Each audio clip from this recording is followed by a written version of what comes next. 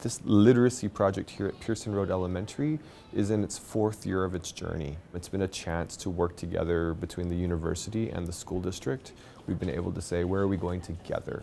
What is it that we want for kids? What are the kinds of practices that are going to make that happen? And even how can we change schools from the inside out based on our passions and our beliefs and try to align philosophy and research with the things we actually do with our children. School District 23 in Kelowna has a partnership with UBCO, the University in Kelowna, and we have a field study center where the ETEP, or the Elementary Teacher Education Program students from the university come once a week, and they learn in this building, but we're attached to an elementary school where the ETEP students can then go into the school and see their learning in practice.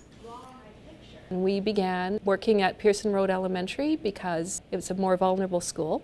And with vulnerable communities comes diversity.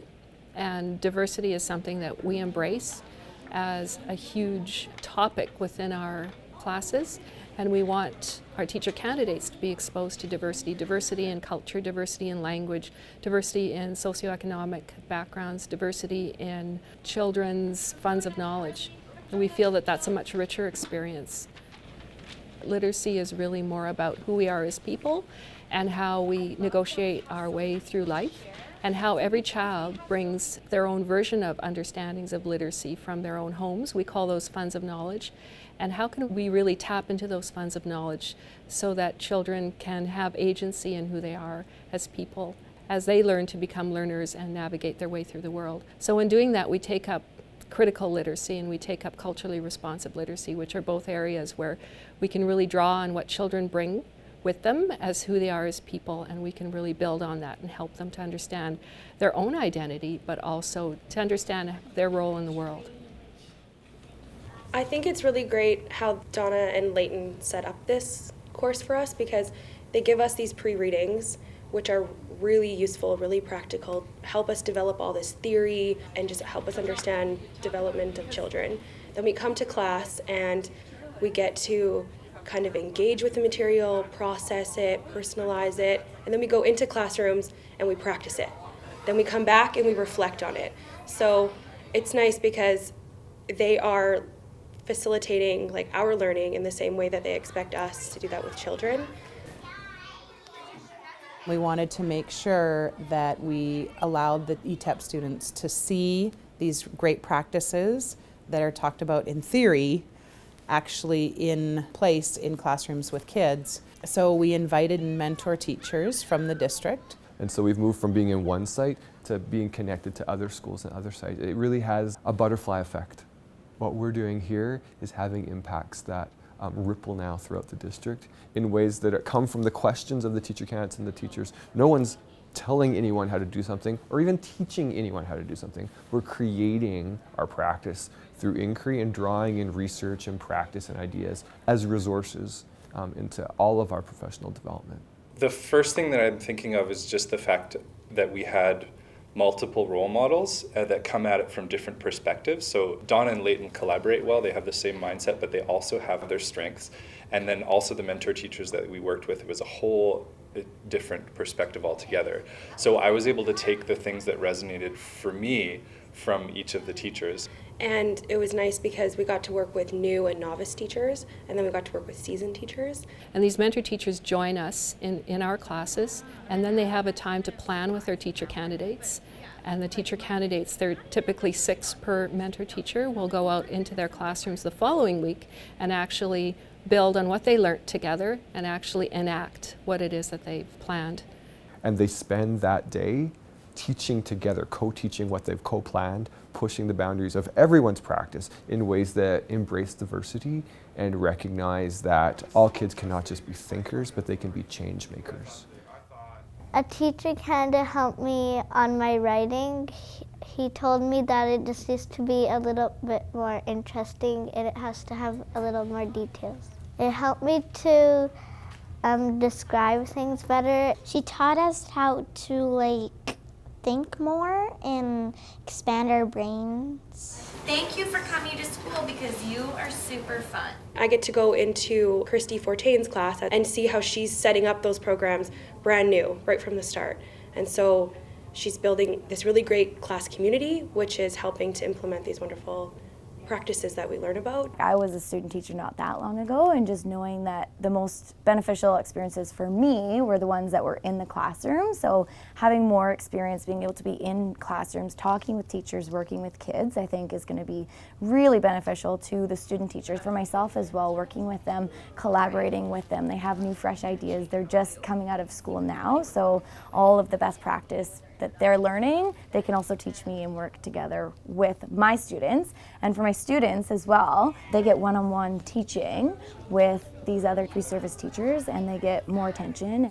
She helped me with lots of things in writing. First, I just did quantity writing, but now I do quality writing. She brings new stuff every week, and it's really nice of her. And she always listens to us. It's not like another teacher that's like, oh, wait. And it's more like a kind, thoughtful teacher. The teacher candidates benefited, but I benefited. And it pushed me to do things or rethink things that maybe I would have just said, oh, I think it's okay. I can leave it for now. Whereas this, it just caused me to be more reflective about my practice and to accept a new challenge. It's been really great for me professionally as a learner. I think it's really pushed me to try some new and different things in my classroom that I was always interested in doing, but coming here and spending time with the teacher candidates just really kind of gave me that push that I needed.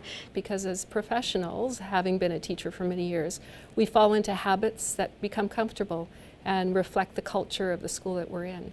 And of course, bringing in new ideal young teacher candidates who are excited, they bring a sense of urgency, a sense of interest, a sense of curiosity that otherwise wouldn't happen.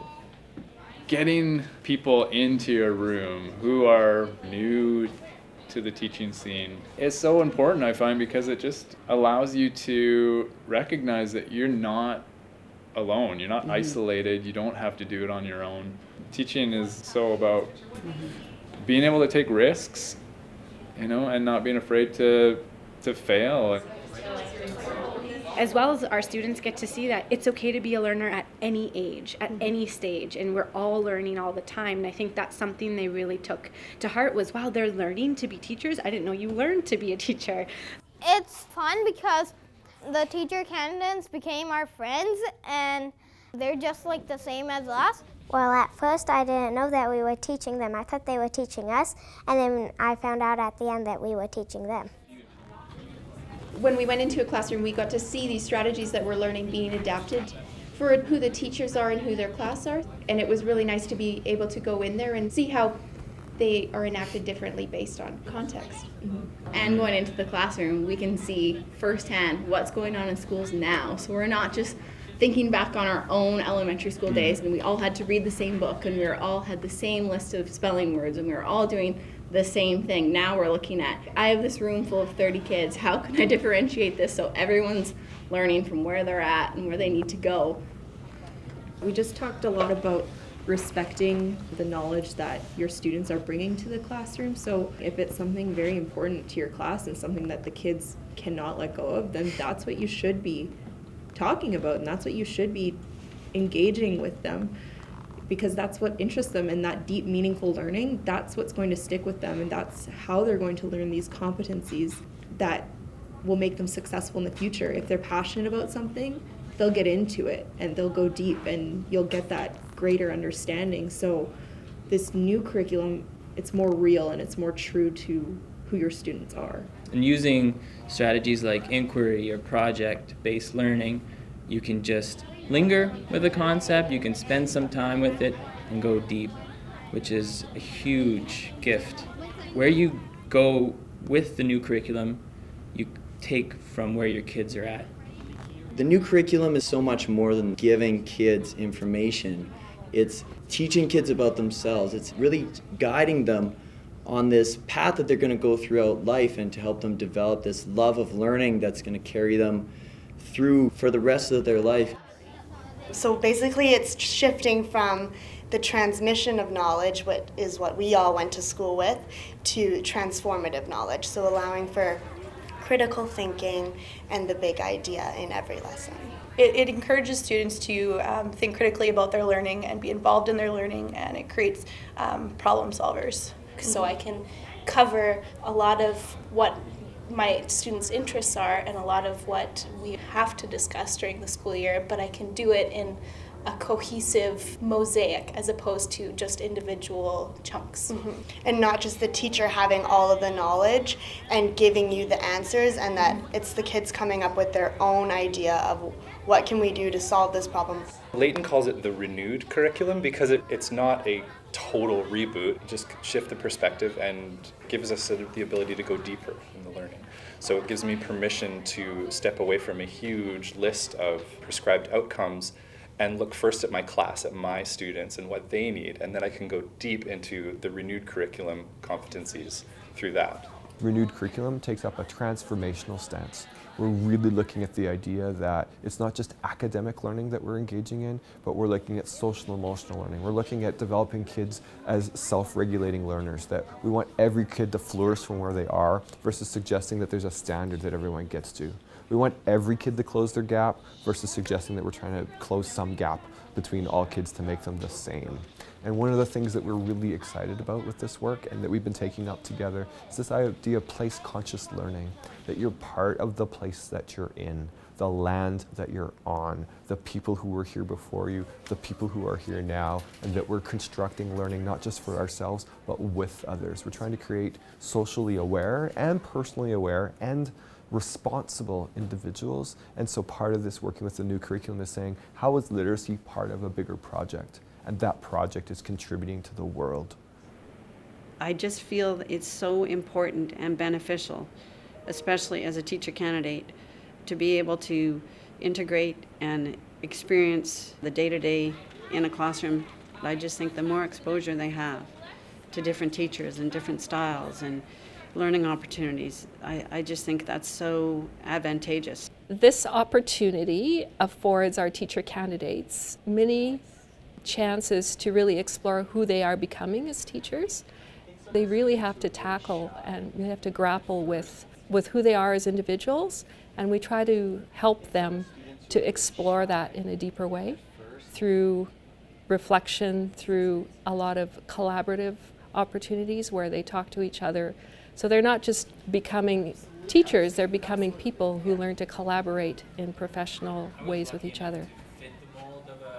It's been really deeply fulfilling for myself and the teacher candidates to be in schools every week with our colleagues and with their students, taking up ideas in ways that are focused on deep learning, respectful, and drawing from diversity in ways where we see that kids have funds of knowledge that we often don't recognize, and then seeing how together, working across concepts, across ideas, drawing in diverse perspectives, all the kids are learning more deeply and developing their capacity for not just communication, but for social and personal awareness in ways that are authentically rich and respect all children in ways that say, you have ideas, you have literacies, let's grow from where you are and see where we can take it.